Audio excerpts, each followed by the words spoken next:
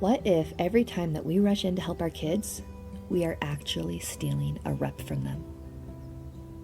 Today, we're going to be talking about raising capable people, and specifically, how our kids develop that deep down belief of, I don't know how to do this yet, but I can figure it out. It's called self-efficacy. And once you start noticing it, you are going to see it everywhere. You'll see it in how you parent, how you teach, how you lead, even how you show up for the people that you love. My name's KIDSWhen, and I am an early childhood educator, a parent, a community builder, and a lifelong believer that the way that we care for the people around us matters. Not just for who they are today, but also for the future of who they are becoming. Here on Nature to Nurture, we talk about what it actually looks like to raise and care for and live right alongside humans who are connected and capable and fully alive. And today, we're going to be getting into when to help, when to step back, and when to let somebody screw it up. And maybe the hardest part, what we have to manage inside of ourselves in order to actually let them try. A few weeks ago, we were at Home Depot, my daughter and my son and I, and my daughter spilled her red cherry icy. It went everywhere. And immediately she looked at me with giant eyes like, oh, what do I do now? Mom, come and take care of it. She wanted me to go and find somebody. She wanted me to tell them what had happened, and she wanted me to figure out what needed to be done. And let's be honest right there, I could have done that. Honestly, it would have been faster. I know that my daughter was nervous, that she had to go up to someone and say, hey, I spilled this. I know she didn't want to do it. But I told her, I said, hey, hun, you need to go find somebody. I specifically remember looking at her and she's like, Mom. And I said, honey, it's okay. You did not do anything wrong. You spilled something. It was an accident. However, we can't just leave it here. Somebody could slip and get hurt. It could get sticky and make a really bad mess. We need to take care of our mess. So, off she went to go and find an employee. And I was right behind her, probably about 3 steps behind, letting her take each step slowly, looking back slowly. But I didn't do it for her. I'm sharing this story because this is something that comes up in our family all the time. My husband and I, we have said something to our kids for years. We are raising you to be good, capable people. Now, when we say capable, we mean capable. We want our kids to know how to work and how to cook. We want them to know how to take care of their home and their property, how to build things and fix things, how to change a tire, how to drive, how to manage money and pay bills. And someday, we do want them to know how to deal with a frustrated client and how to handle an emergency. I don't actually expect my kids to know how to do every single thing that they will encounter in their life. I know that that is impossible. But what I want for them is to come up against something that they've never done before and think to themselves, all right, I don't know how to do this, but I can probably figure it out. I might need to look it up. Maybe I need to call somebody who knows more than me, like mom and dad. Maybe I just need to try it. And maybe I am going to get it wrong the first time. But that's okay. I can figure out what comes next. That's what we mean when we say capable. And there's actually a psychological concept for a lot of what I'm going to be describing. Self-efficacy. Self-efficacy is something I really want to spend some time with today because it's not the same as confidence.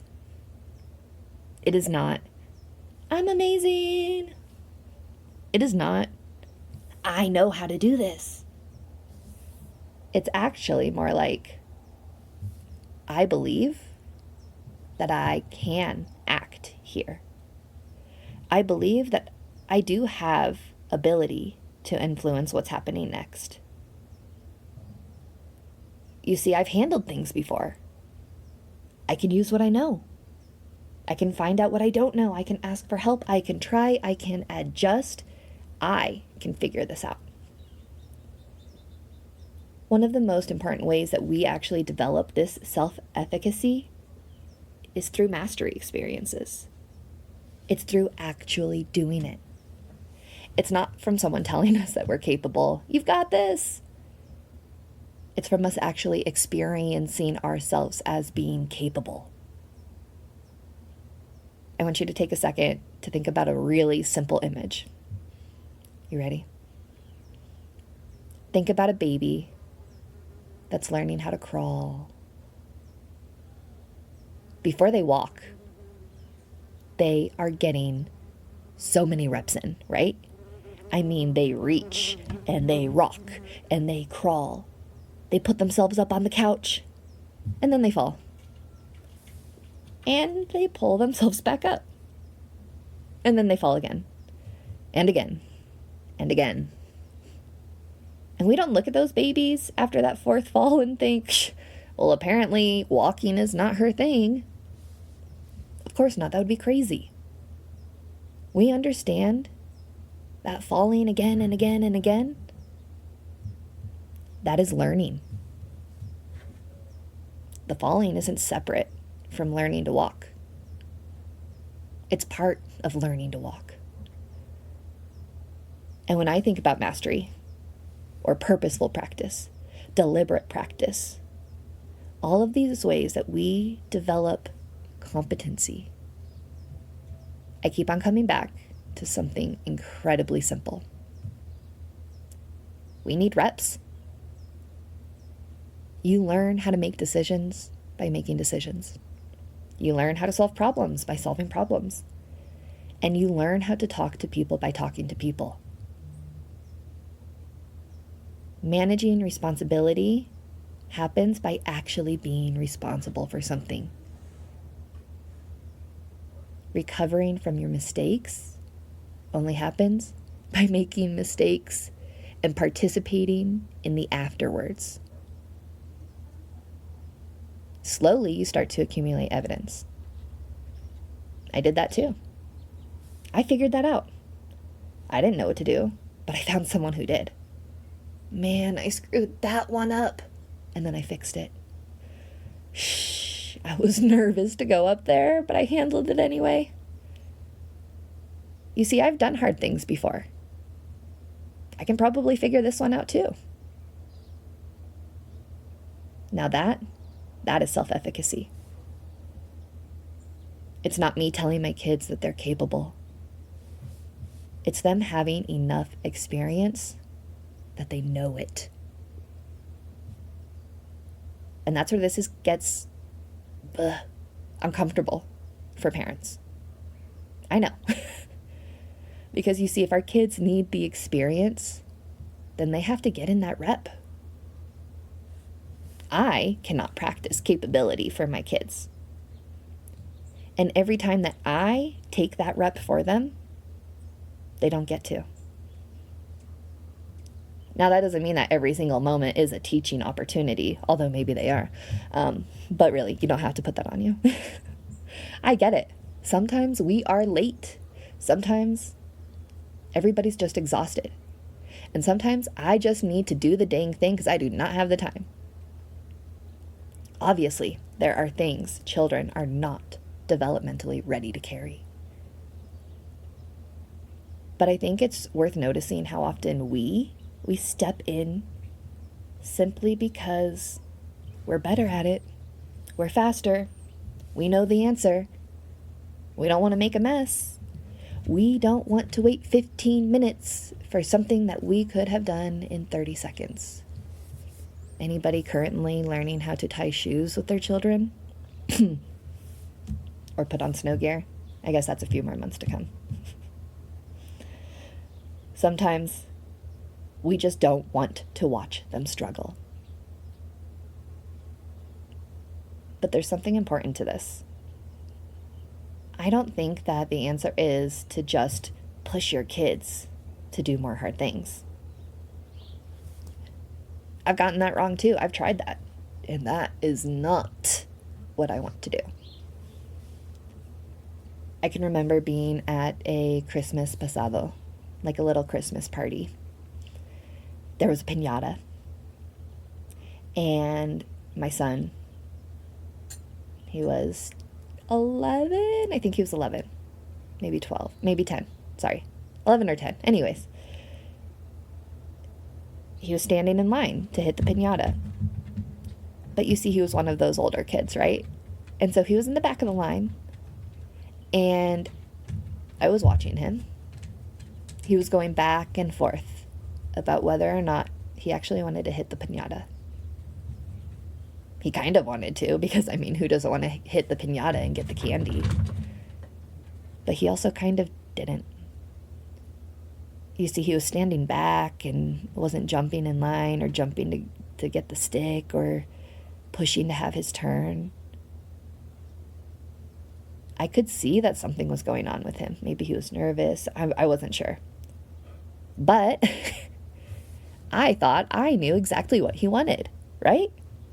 He needed a little encouragement because he wants to hit that piñata. There were a lot of people there. He just needed me to build him up a little bit, right?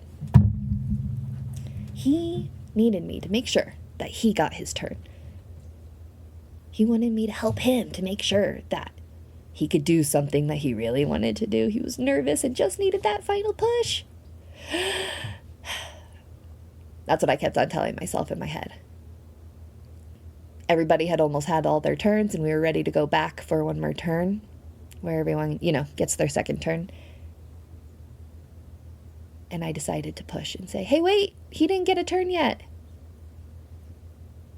He didn't speak up. He didn't say he wanted a turn. I spoke up for him. And do you know what happened? He broke down crying. He looked at me. He cried. He got upset. He walked away.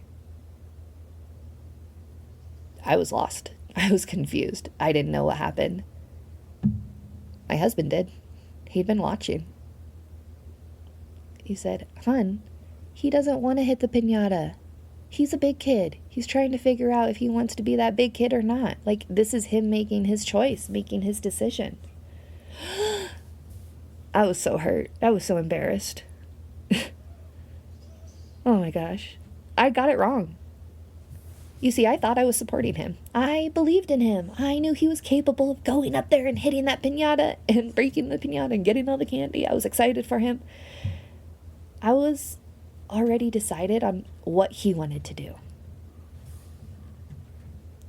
But Adrian, he was figuring out what he wanted to do. And I didn't give him the room to do that. I've thought about that moment a lot. It's replayed in my head so many times. And it's really different. I want to clarify that. It's really different from what happened at Home Depot. You see, at Home Depot, when my daughter spilled that drink, there was a responsibility. My daughter had spilled something, someone could slip, and we needed to address it. She didn't have to want to talk to the employee. She didn't have to feel confident about it. But there was a responsibility that belonged to us. But the piñata, there was no responsibility. Nobody needed my son to hit that piñata, and nothing bad was going to happen if he decided not to. Besides, he still got some candy. That decision, it belonged to him. And that's where I come to this question. Is it really responsibility that I'm working on? Or is it autonomy? Because kids need both. They need us to teach them how to carry responsibilities even when they're uncomfortable. And they need opportunities to develop that autonomy, to choose, to listen to themselves, to trust themselves, to change their minds, to decide what they want, to decide what they don't want, to say no, to believe in themselves that they can make the next best choice. There's a ton of work around autonomy, supportive parenting. That's essentially recognizing that children, they need structures, yes. They need boundaries, yes. They also need involvement and connection and increasing opportunities to actually practice their own agency. Autonomy doesn't mean that they get to do whatever they want. And it doesn't mean you only have to do things when you're actually motivated and your gut is telling you you want to do them. That's not how families or communities work, right? Sometimes we do things because other people are depending on us. That's why I make dinner. But there's a difference between helping a child carry a responsibility and deciding the direction of their development for them. Believing that my kid can do something doesn't mean that I actually decide that they should. Sometimes I believe in you means you can do this. And sometimes it means I also trust you to decide whether you want to. Capability means you know yourself. There's another kind of capability that I think is even harder to teach directly. It's when they start to notice. One of the things that my son does that makes me so ridiculously proud is really ordinary. You see, he notices when we're running low on dog food or chicken feed. He'll tell me without me even prompting. Days later, we'll be at the store and he'll remember, oh yeah, Mom, we need to get dog food. I do not remember him teaching how to do that. I do not remember sitting down with him and being like, hey, I need you to keep your eye on the dog food. But he spent years participating in the caretaking of our animals. And somewhere along the way, something shifted. Over this past, I want to say it was the past 6 months is when it shifted. It wasn't that Mom told me to go and feed the dogs or feed the chickens. It was the animals need food. And that's ownership. And maybe that's one of the highest forms of capability. It's doing what you're told and learning to notice. Notice what needs care here. What am I responsible for? What can I do? That's part of what my husband and I mean when we tell our kids that we are raising them to be good, capable people. It's not just, can you take care of yourself? It's, can you notice someone else? Can you see what needs to be done without somebody always having to ask? Can you make the kind choice instead of just the easy choice? Because capability, it's not about living alone. We need each other. Our goal is not to raise children who never depend on another human being. That would be sad. It's actually raising people who aren't helpless without someone else doing everything for them. It's people who can carry themselves and also know when they need help and know how to seek it. It's people who have enough capacity to help carry somebody else. Okay, let's talk about one of the biggest experiments, both, in trust that we had with our kids recently. So we went to Mexico this summer, and the kids stayed home. They are 12 years old, And part of their responsibility while we were gone was to take care of the property. I need to be super clear here. We did not wake up and just say, oh, you are 12 years old. Here's the property. Good luck. You guys got this. You see, they've been doing these things with us for years. They've been watching us. They've been helping us. They've been practicing the tasks. And many of these things we have actually been seeing them do independently. We know what they can handle. We've taught them. We have corrected. And we've given them more responsibility over time. If you're familiar with child development, you know what I'm talking about. This is called scaffolding, right? Taking them up one level at a time while gently removing the supports. It looks like I do it, we do it, now you do it while I'm nearby. And eventually, you just do it. I think there's a piece of scaffolding, though, that we sometimes forget. You see, the scaffold is supposed to come down. And that's what we did. We left. We went to Mexico. And halfway through the trip, the kids called us and they told us the water wasn't turning on. We are in the middle of a pretty big drought. We don't have a ton of rain coming through our area. And so just a few days without the irrigation water can kill the plants, can kill the grass, can kill everything. And that's what happened. They said, the water's not turning on. We don't know what's going on. Oh, we knew immediately what had happened. We knew because it's happened before with them. And we knew it was a possibility as well, right? Something had happened with that pump.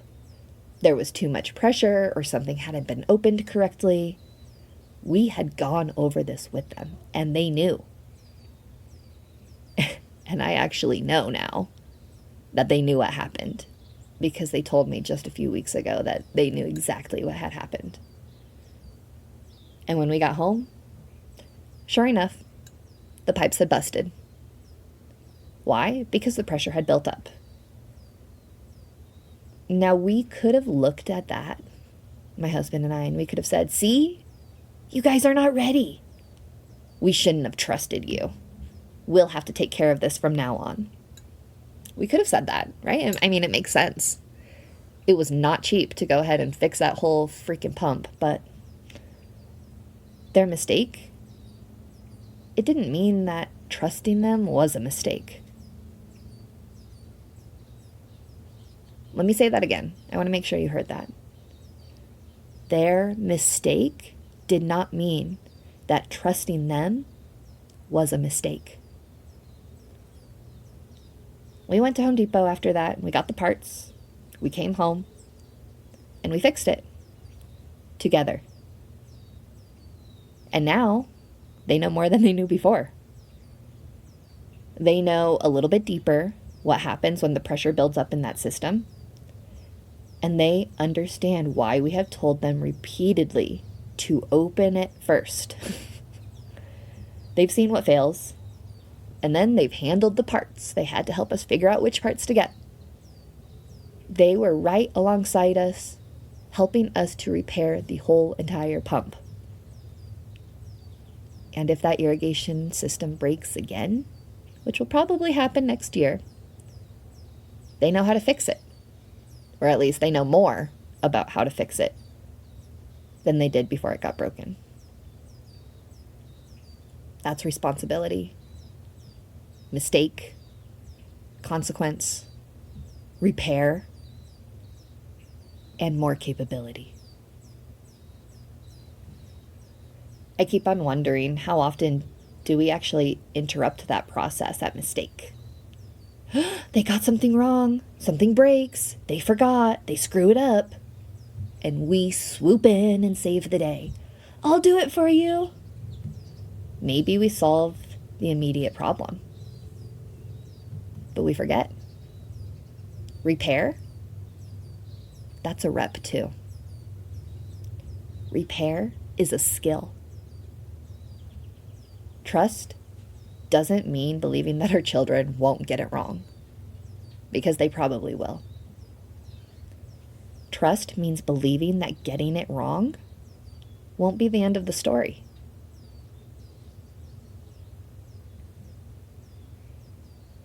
Now, there's a much harder question that's actually underneath all of this. I get it. Sometimes what breaks is a pipe, right? But sometimes a child gets hurt. I want to talk to you about when my daughter was about 7 years old and she was cooking. We'd been cooking with her for a long time.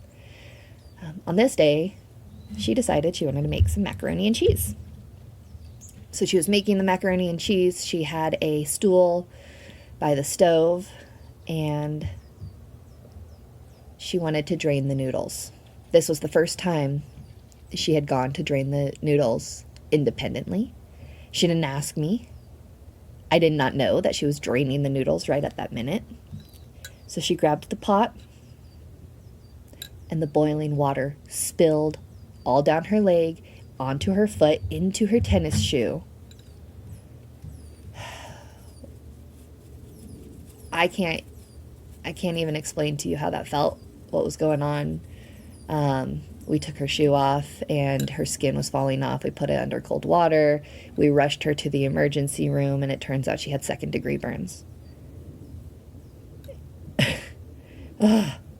Just going back, I feel it. Like, that was scary, right? That was hard. I did not know what was going to happen.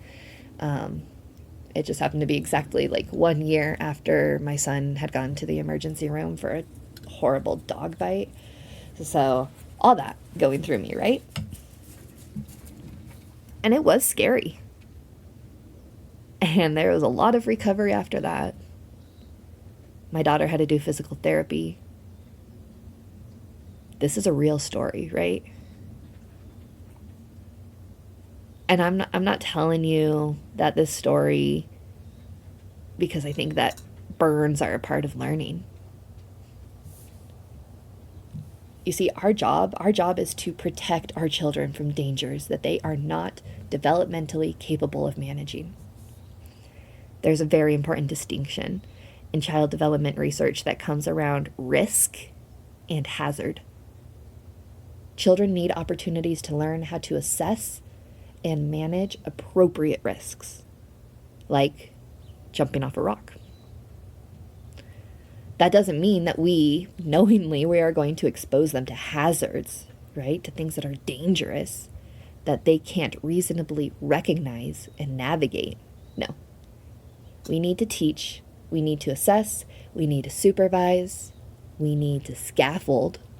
And as parents or caregivers, we need to make those judgment calls. And sometimes, even through all of that, something goes wrong. What I remember about that macaroni and cheese boiling water all over her leg isn't that we were angry at her.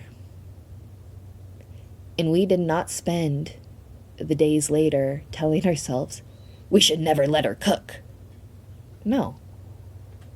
We took care of her. We learned from what had happened, and she learned.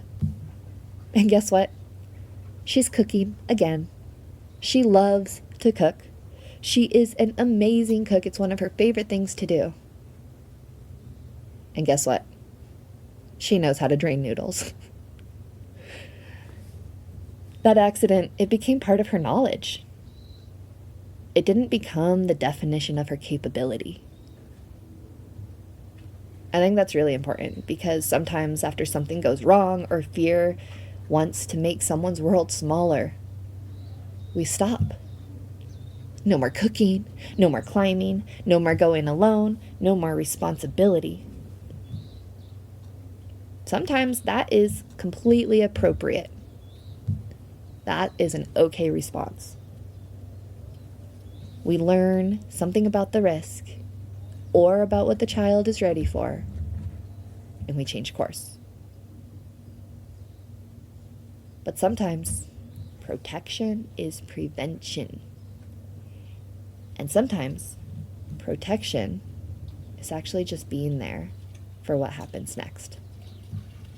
Helping them to recover, helping them to understand, helping them to develop the skill they were missing, and eventually letting them try again.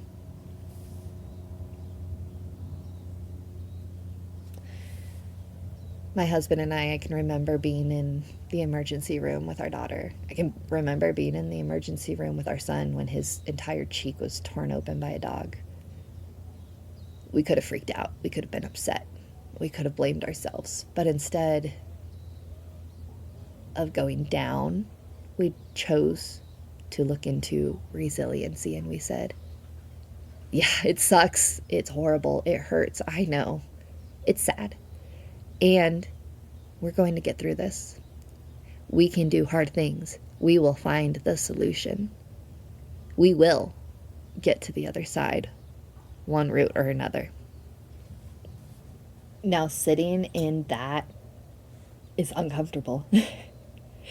And it brings it back to us, the adults.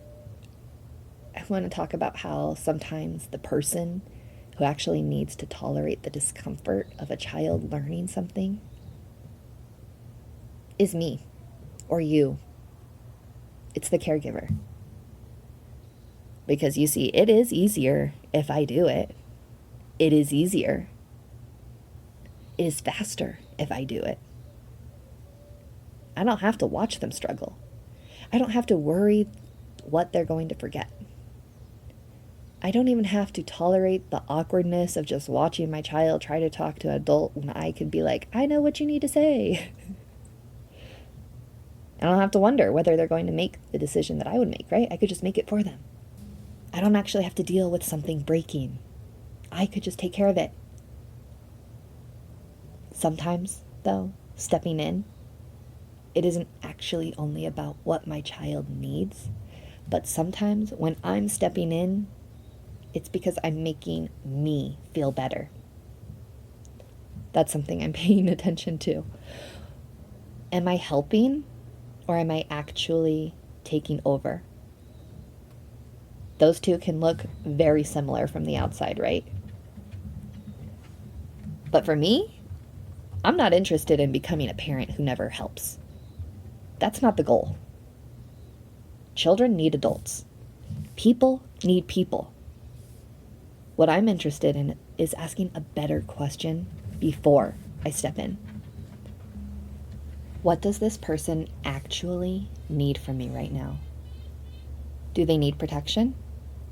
Do they need information? Do they need me to teach them? Or a boundary? Do they need a boundary or another rep? Is that what they need? Is to try it one more time? Or do they just need me to stand beside them and give them a little encouragement? Or like my son, do they need space? Is this a responsibility that they need help learning to carry? Or is it an autonomous decision that I just need to stop making for them? I don't think there's a formula that answers that question perfectly. The piñata taught me that I need to pause and listen. And sometimes we're going to get it wrong. We're learning too. When I think about this, I realize that I don't only ask these questions as a mom, I also ask myself these questions in business and in leadership and in my community work. I ask these questions when I'm mentoring people. I ask these questions with the systems that we're trying to change. Am I helping? Or am I just making myself necessary? Because being needed can feel a whole lot like being effective, but they are not the same thing. Good leadership doesn't mean that you are abandoning people and telling them to figure everything out.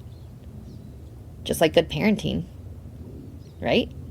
We don't just drop our kids and be like, you got this. That doesn't make you a great parent. No, People need resources and support and information and relationships and structure and access. And sometimes they need somebody who can carry something for them for a little while. Give them a little support. So I keep on coming back to this question. What is my support actually producing? Is it more agency? More knowledge? More confidence? More relationships? More of the ability to actually act without me being there in the middle?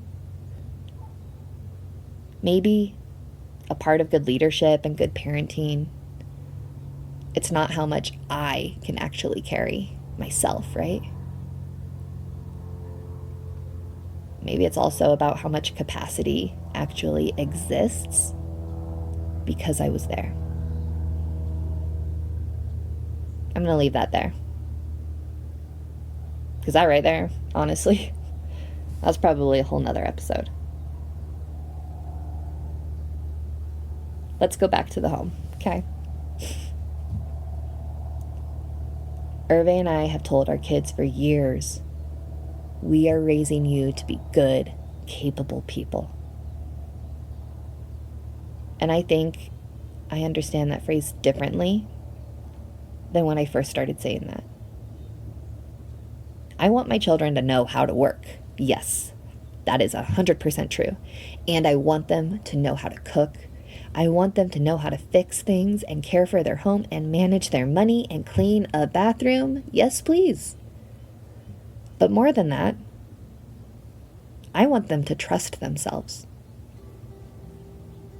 I want them to know how to encounter something that they don't know. I want them to know how to learn, how to make decisions, how to carry responsibility, how to make those mistakes and the repair, how to ask for help, and how to actually recognize when something is not theirs to do. But also, notice what needs care. How can you serve somebody else? How can you make the kind choice when the easy choice would be so much easier? I cannot give them that. I cannot give them self-efficacy. I can tell them that I believe in them, and I can protect them, and I can teach them, and I can practice whatever it is right beside them. I can help create opportunities, and I can stand nearby. I can help them to do the repair. But eventually, they need their own experiences that allow them to look and say, I did that? I figured that out? Look at me. I handled that. And you know what? I can handle what comes next. Maybe there's someone in your life right now who is capable of far more than you've given them the opportunity to discover. Maybe it's your own child. Maybe it's someone you work with, or somebody that you lead. Or maybe it's you. I want to leave you with just one more question. What would you have to tolerate in yourself to give them that chance to find out?